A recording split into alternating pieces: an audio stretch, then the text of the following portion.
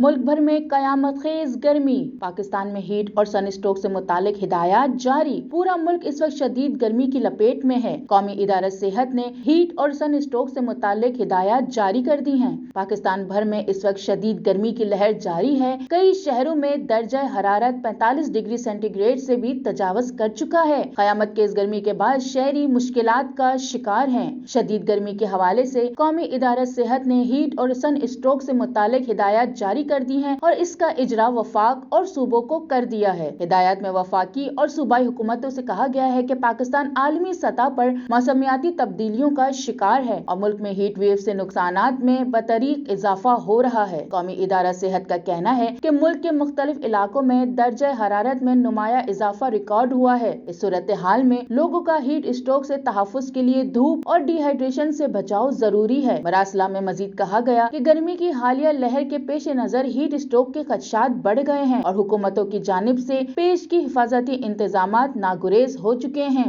NHA की हिदायत में कहा गया कि बर वक्त इक़दामात न करने पर हीट स्ट्रोक जानलेवा साबित हो सकता है। उन्होंने शहरियों को भी हिदायत की है कि वो हीट स्ट्रोक से बचने के लिए धूप में जाने से गुरेज करें।